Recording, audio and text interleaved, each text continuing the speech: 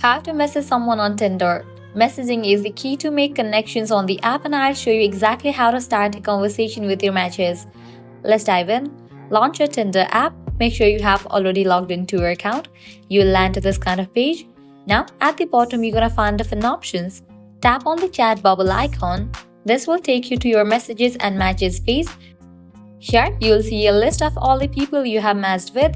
Scroll to your list of matches and tap on the profile of the person you want to message. This will open the chat window for that match. At the bottom of the chat window, you will see a text box where you can type your message.